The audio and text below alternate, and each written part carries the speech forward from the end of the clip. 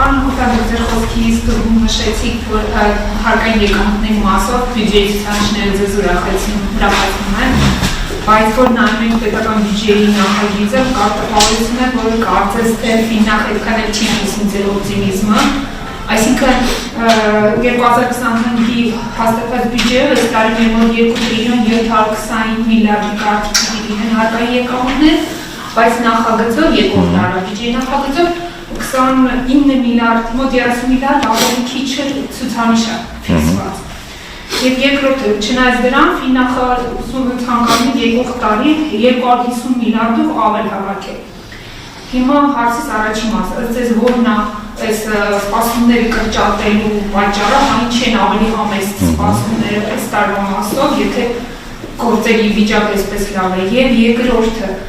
իրերի այս իրավիճակում ոնց են եկող տարի քան մոտ 260 միլիարդ ավել հավաքելու։ Բայց հիշեցնեմ, որ այս տարվա սկզբին ես ես հարցրեցի, ինչպես է լինելու, որ մենք 24-ը 224 միլիարդ պակաս հավաքելով, այս տարի 330 միլիարդ ավել հավաքելու, դուք ասեցիք տեսնում եք այդ պոտենցիալ։ Ու փաստորեն այդքան էլ այդ պոտենցիալը չկար։ Հիմա ինչպես ենք անելու այս իրավիճակում, որտեղից ենք հավաքելու այդ 260 միլիարդ ավելը։ Նախ իմ ամբողջ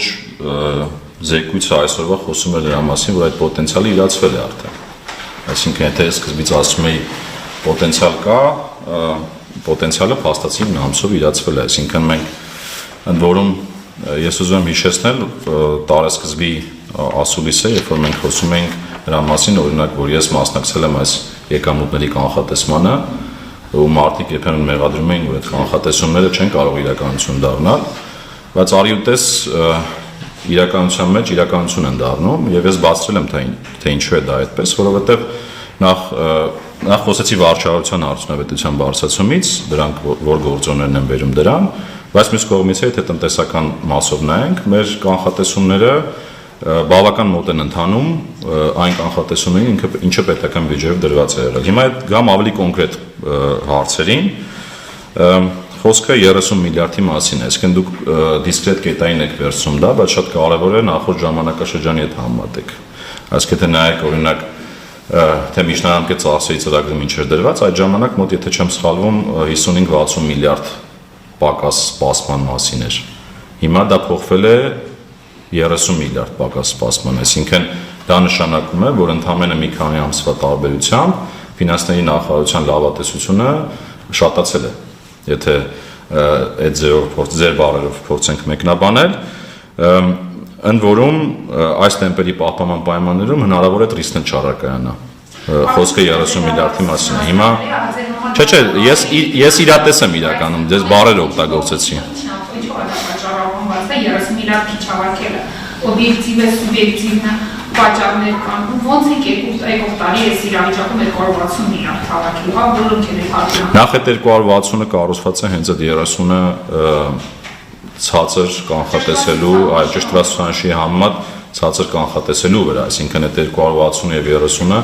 իրար հետ փոխկապակցված են, բայց 30-ի մասին նշեցի, ասի, եթե այս տեմպերը պահպանվում են, ապա մեծ հավանականությամբ դա էլ կնվազի այդ ցուցանիշը, այսինքն դրական միտումներ կան։ Հիմա մյուս տարվա ինչպես ենք ապահովելու, ճիշտ ասած, այս որ ասիկ այս իրավիճակում ինչպես ենք ապահովելու, այդ իրավիճակը միգուցե պարզաբանեք, բայց եթե օրինակ հետևեք մեր տարբեր կառույցների թե ներքին, թե արտաքին, ընդ որում վերջերս եթե չեմ սխալվում, Արժույթի միջազգային հիմնադրամը նույնիսկ խոսեց դրա մասին, որը անկախ կառույց է եւ անկախ է գնահատում տնտեսական զարգացումները, մեր մոտ աճի ներուժի բարձրացում կա ակնհայտ, ու եթե օրինակ նույն Արժույթի միջազգային հիմնադրամը այդքան էլ լավատես չէր ի համեմատ կառավարության նախկինում, հիմա համոզվել է, որ կառավարությունը ավելի ճիշտ էր, որովհետեւ մենք կանխատեսումներով